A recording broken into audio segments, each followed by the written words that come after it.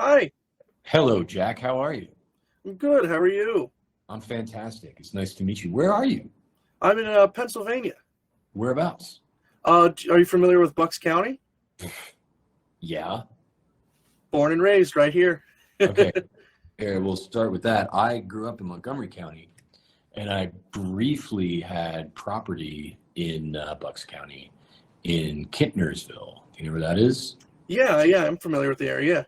Sort of like Hellertown area over there, near Doylestown. So I went to Pennsbury High School then. You might be Okay. familiar. Yeah, man, we're from very similar parts of the world. I grew up in Pottstown, Pennsylvania, Oh, gotcha. which is between you and like Reading, I guess. But Yeah, yeah, that's weird. Hey, small world. hey from PA. You almost look like you're in a recording booth or something, That's just a little like a screen. background thing just to make it nice and neutral. Yeah, you did better. You did better at that than I did. Oh, okay. Sorry. Still getting used to the screen. So, Jack, what is going on? What's going on with you in Pennsylvania? Tell me everything. Well, there's a lot of snow going on right now. We're the winter wonderland right now. How much do you guys have? Because my sister lives down there in Royersford, so We got about I mean, it's still kind of growing, but the prediction was 5 to 11, and I think that was very accurate inches. So it's on the higher end. that's a lot. So I have the first question I wanted to ask you. Hit Ever me. since I grew old enough to understand that you're an actor, uh, your name is Steve, obviously. The character's name is Steve. Was that just coincidence, or was it whoever got the job, the character was going to be named after them, or how did Kind that of, come about? kind of that. I think in the audition, the guy's name was Joe. I think in the audition, and then when I got it, Tracy, who Tracy Page Johnson, who drew everything and is the voice of Blue, said, "What about the name Steve? Why don't we just name him Steve?" And I had no idea why, but I was like, "Yeah, all right." And I think that's just how it happened. And that actually was a difficult thing for me for a while because it just kind of created a little bit of a personality dissonance in my normal life. I think if I was playing a character named Ichabod on television, I think people would be like, "Oh, this man is an actor," right? Of course. So it's like, but it's Steve and Steve, and even Yeah, so people just kind of assumed that this was my show, or that I was really kind of that guy, or that I was like Mr. Rogers in that way, or something. People just assumed that people made different assumptions other than I was just a dude who auditioned for a show, of course. which was initially true. What is it like on the set of Blue's Clues? Like, how much of it is like green screen versus like physical props to interact with? It's a little different now, but when I did it, it was all blue screen because my shirt was green. Of And course, that would be a little crazy. yeah, and unless I was holding it or sitting in it, it wasn't there.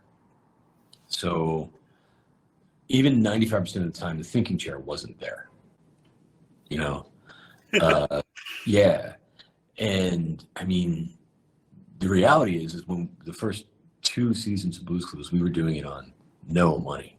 Of course. I It's mean, we were, startup, yeah. I mean, nothing. So I didn't even have marks. It was just me, like, just imagine me in the bottom of the swimming pool is what it looked like. That they'd be like, okay, here's your direction. You're in a swimming pool, but you can still somehow breathe. You're looking for clues. It's over there. Well, but it was hard, right? Because like they would animate it later, but like if this was slippery soap, right? And it was like moving around, back and forth, I would have to know that in my mind and find it here and find it there and find it here and find it there. And it was really challenging because without physical objects in a giant void, it was really difficult because ultimately there might be a wall here. Yeah. Right? But in the giant void, there isn't. So I would like run to camera, and if I was here, it was right. But if I was here, it was wrong. Yeah. So imagine those tolerances if you're running around in a void without physical reference, and then you have to hit that. Like, it was really difficult for me and also for the directors, and it was challenging. It was really challenging. We got much better at it. By like the third season, we kind of had this weird sort of Matrix kung fu. Like, I know exactly, like, you could picture the whole world in your mind. I mean, I can all assume, like, even after, let's say, the first season, once you actually can start seeing what the episodes look like and see how things are supposed to be, there's more frame of reference, I guess, than when the first few episodes, when you're imagining literally everything. You have no idea what it even looks like. Yeah, it's, I talk to the other hosts about this all the time. It's a really, you're tired at the end of the day, for sure. Mm-hmm. But mostly because you've been imagining so hard. You know, your brain needs rest. Yeah, your imagination gland is working very hard on Blue's Clues. But a lot of it, though, I'll tell you, Jack, is actually easier than you think it is. You know, like a lot of it is. It's the little stuff that is tedious. It's like surprising how difficult simple things are. You know. But some of it's actually not so bad. It looks harder than it is, some of it, you know. So, did you ever keep any souvenirs from the show? You mean, did I steal stuff? Yeah. Well, hey, sometimes they give stuff you don't know. They're like no, they gave me all kinds of cool stuff. They gave me the original thinking chair because it broke. And they're like, you want it? I'm like, yeah, I want it. So I still have that in my house, and it's like destroyed because every kid that's ever come to visit me, all of my friends' kids have like sat and like spilled ketchup on it, and you know, so it's all messed up. And then I had a dog for 9 years, and my dog took one look at that chair and was like, "Oh, that's mine." And it was so cute that I couldn't disallow it. I was like, "Okay, fine." So it's all beat up, but I love it. It's not super comfortable. Right, it isn't. Like if you're sitting in it normal, it's not very comfortable. Mm-hmm. But if you get in it this way, it's pretty good. If you like be like, you know, you're deep in thought or chilling out, yeah, you throw your leg up like my throne. Like somebody said today, like Jack Sparrow style. That's where it's comfortable. They gave me the original Notebook, and I did not ask, but took 3 shirts on the way out the door.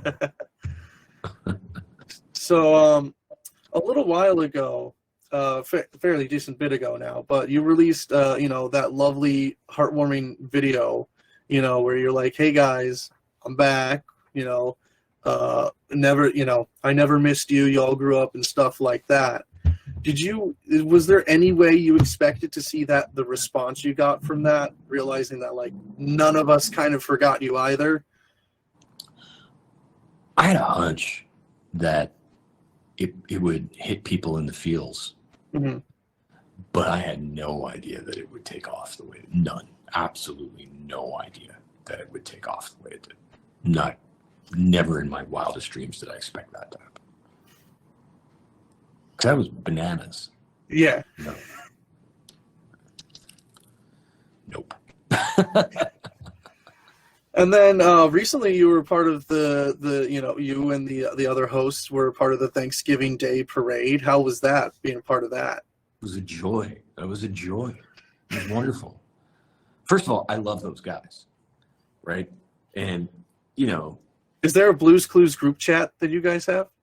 No. That would be such a nightmare. We are so poorly behaved when we're together. It's so bad. But yeah, I mean, we had to be in town all weekend for that. So that we were like in a hotel together for 3 days. We just love each other. We just have a great time, you know? Mm-hmm. So that was really fun. Anytime I get to spend with them is great. And then also just having all that love thrown at you from my hometown. Like I spent 25 years in New York City, you know, and having all those people there, like appreciating the show with my friends. And it was a joy. It was an absolute joy. Core memory kind of stuff. You know? Well, I just want to say thank you on your impact on not just my childhood, but so many others. You helped us all become little detectives. I wish you the best, and just once again, thank you so much. Well, I'm going to throw that right back at you and say thank you for all those kind words. And thank you for doing this today, for spending the time to reach out and hang out with me today. It actually means a lot to me too. So have fun in Pennsylvania, man. Have a good one. See ya.